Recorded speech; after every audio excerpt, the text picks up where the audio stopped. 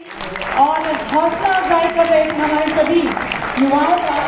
तो बहुत बहुत शुक्रिया नीरज सुंदर जी, कांता मुद्दा जी, आपकी उपस्थिति को नमन करते हैं कि आपने अपनी कीमती पल इस कार्यक्रम के लिए दिए।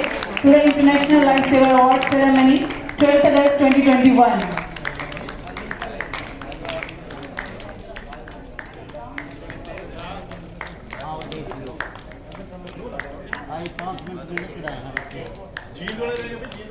जीन टीम उसकी कोई आइडेंटिटी नहीं होती कि वो किसका है, वो किसी लोअर तबके का है कि किसी गरीब का है कि अमीर का है, किसी एक रिलीजन पर्टिकुलर का है या किसी पार्टी का कोई आदमी है उसका है, उसमें सारी आइडेंटिटी मेल्ट हो जाती है। तो ये मुझे लगता है सही मायने में जन सेवा या नर सेवा और समाज सेवा ब्लड डोनेशन करके हम लोग आप लोग कर सकते हैं। और जो आप लोगों ने, आपकी संस्थाओं ने और आप लोगों की प्रेरणा से जो एक सफल कार्यक्रम हुआ निफा के तत्वाधान में, उनकी छत्र छाया में, ये बहुत ही खुशी की, बहुत गर्व की बात है। आप सभी लोग इसके लिए बधाई के पात्र हैं। एक बार आप लोग अपने लिए तालियां बजाएं। बहुत लोगों के लिए आप लोग तालियां।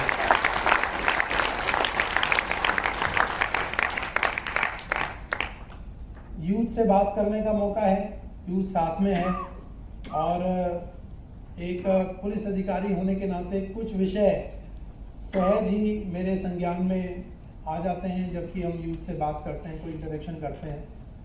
एक छोटी सी ड्राइव, एक छोटी सी मुहिम हम लोगों ने अभी यहाँ शुरू की है। मुझे यहाँ ज्वाइन किए हुए 3 महीने से थोड़ा सा ज़्यादा हुआ है। हम लोग ड्रग्स के अगेंस्ट यूथ को लेकर के जाना चाहते हैं कि वो ड्रग्स के अगेंस्ट और गेम के 4 गेम्स या गेम से जुड़े अपने हेल्थ के लिए कॉन्शियस हो, अपने करियर के लिए कॉन्शियस हो, न कि ड्रग्स में जाए। तो उससे संबंधित एक शपथ भी मैं यहाँ पे दिलाऊंगा अपनी बात खत्म होने के बाद कि सभी यूथ यदि ये प्रण करें, यदि ये शपथ लें कि ना हम लोग खुद ड्रग्स से जुड़ेंगे, ना अपने साथियों को और परिवार के जो भी लोग हैं उनको जुड़ने देंगे, बल्कि समाज में भी इस संबंध में योगदान करेंगे कि कोई भी यूथ ड्रग्स से ना जुड़े और अपनी ज़िंदगी और अपने परिवार की ज़िंदगी को उस तरह से तबाह ना करें।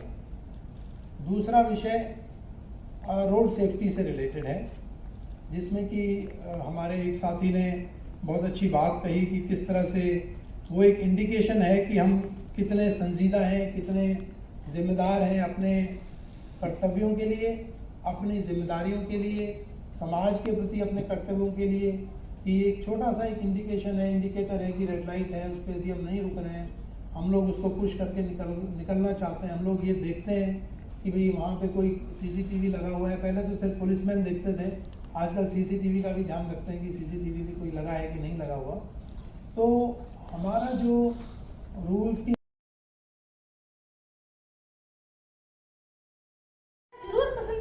होता है, लेकिन इसके बाद विज्ञान कहता है कि नशा चाहे किसी भी प्रकार का हो, शराब का, हेरोइन का, निकोटीन का, कोकेन का, कोकेन का, वह हमारे दिमाग को अपने नियंत्रण में कर लेता है, उसे अपना गुलाम बना लेता है।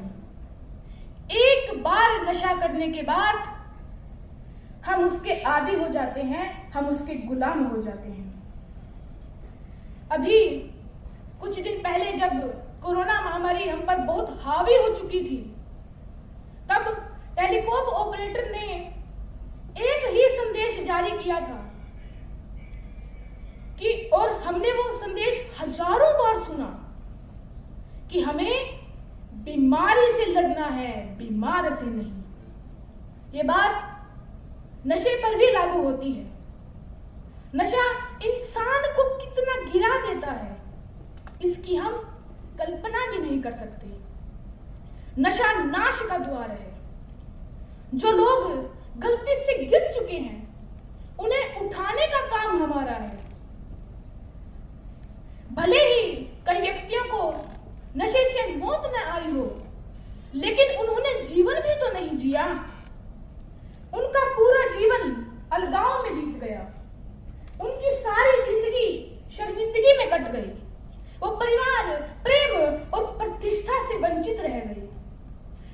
अच्छाइयां नहीं निखरी, वो समाज से कट गए। इसलिए मैं नशा करने वाले व्यक्तियों से कहूंगा कि आप संकल्प और सहायता लें और अपनी खोई हुई जिंदगी वापस लें। बहुत बहुत धन्यवाद। जय हिंद, जय भारत।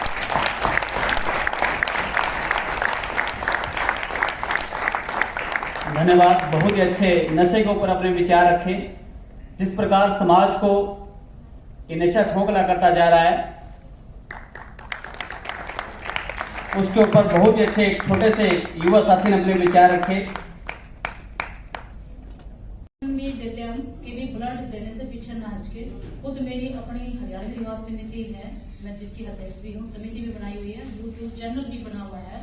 उसमें 1,14,000 के करीब आज मेरे सब्सक्राइबर हैं और उसमें भी हम कुछ न कुछ अपनी हरियाणवी संस्कृति का डालते रहते हैं, या कोई अपनी परेशानी है आज समाज में, उसके अकॉर्डिंग कुछ गीत बनाकर, कुछ कविताएं बनाकर। और मेरे जो टीम में शामिल हैं महिलाएं, वो एक कलाकार जो धरती लेवल पे, जो जमीनी सतह पे जो जानती है हरियाणवी कल्चर के बारे में, उनको मैंने इकट्ठा किया हुआ है।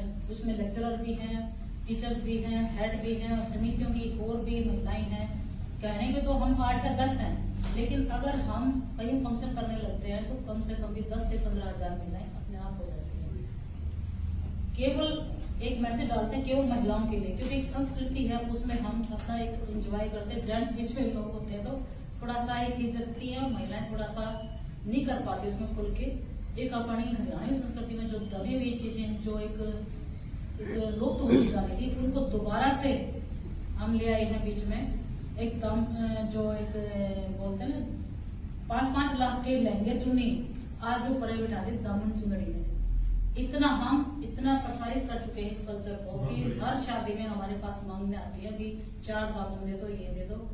हमने दुकानों से भी उनका कॉन्टेक्ट करवाया, अगर आप दामन पहनना ही चाहते तो अपने कल्चर को इतने बखूबी से आगे लेके आए कि आप हर उसमें शादी में दामन और चुंदड़ी ही दिखाई दे और अपनी हरियाणवी संस्कृति को आगे बढ़ावा देंगे।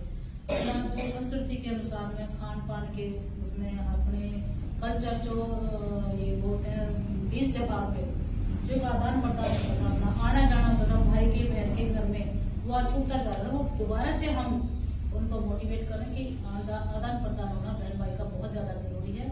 उनके घर से पता लगता है भी कौन कितनी कहाँ पे कमी है, उनको कैसे ऊपर लेके आना है। और भाई बहन का एक रिश्ता जो खत्म हो चुका था उसको फिर से जोड़ने की हमारी बहुत ज्यादा कोशिश है। ज्यादातर हम संस्कृति के द्वारा ही ये सब कर रहे हैं, बाकी तो कोई किसी घर नहीं जाता, लेकिन हम गीतों की एक माला पिरोगे, उसके बीच में उनको एक कमेंट वे में, या उनको कुछ मतलब एक छिटा कसी जो बोलते हैं कि जो आपस में नहीं मिल रहा, जो भाई बहन के घर नहीं जा रहा, तो उनको गीत के जरिए भी उनको एक कानों में बात डालते हैं, तो उनको समझ में आती है कि भी ये संस्कृति पहले होती थी और जो बहुत ही जुड़ाव से थी। आज मीडिया भी इससे आगे फेल है, मैं ये कहूँगी। तो ये रही मेरी हरियाणवी समिति का काम। और बाकी नेपाल से जुड़े हैं तब से हम यूँ सोचते हैं कि इसमें भी बहुत कुछ सीखने को मिल रहा है। ब्लड डोनेशन का भी है, झोपड़पट्टी से भी जुड़े हुए हैं, गरीब से भी हैं, अमीर से भी, हर वर्ग को हम साथ लेके चल रहे हैं। खासकर नव जो वर्ग है, युवा वर्ग है, जो उसको भी काम करने का अच्छा तरीका, एक रास्ता मिला है इसमें, जो काबिल तारीफ है। और ये छोटा नहीं है, उम्र छोटी है लेकिन दिमाग बहुत शार्प है इसका, बहुत अच्छा है। मैं यही कहूंगी कि मेरी जो समिति है उनको भी मैं समझाऊं कि ब्लड डोनेशन करने में कुछ हर्ज नहीं है, क्योंकि वो मेरी उंगली पीछे खींचते रहते हैं कि मेरी 52 साल की उम्र हो गई है तो अभी भी कहते देती रहेगी क्या। मैंने मेरे अंदर कुछ भी नहीं, ऐसा घबराहट नहीं, कुछ नहीं है, मैं बहुत अच्छे से देती हूँ और खुश रहती हूँ। एक क्या होता है, ब्लड बढ़ जाता है अपना, मान लो 15-16 एसडी अपना हो गया तो उसमें गुस्सा आना, चिड़चिड़ापन होना, गाढ़ा हो जाना, अटैक आने की परेशानी, ये सब समझाने की मैं कोशिश करूँ कि भी देना जरूरी है। गुस्सा तभी आता है इंसान को ज्यादातर जब ब्लड गाढ़ा हो जाता है, तो उसको देने में कोई हर्ज नहीं है। और खाने पीने की भी चीजें बताते हैं कि भी आगे हमारा ब्लड कैसे बढ़ सकता है और घटता है तो क्यों घटता है। आज न्यू जनरेशन है, वो खाते पीते बहुत खाते हैं, जो ये ना खाएं, अपना घर की बनी हुई चीजें खाएं। मैं ये रिक्वेस्ट करती हूँ सभी से और जितना हो सकता है अपना हफ्ते में 1 हलवा 2 हलवा जरूर बनाना चाहिए, खासकर मलाई का, जो अपनी सेहत को तंदुरुस्त रखे। ये सूजी का भी मतलब चलता है, लेकिन मलाई का भी बेस्ट है। उससे अपने शरीर के अंदर जो ताकत मिलती है वो लाजवाब है। आप, मैं सामने खड़ी हूँ, 52 साल की मेरी उम्र हो चुकी है, मेरे अंदर कोई परेशानी नहीं, कोई धन्यवाद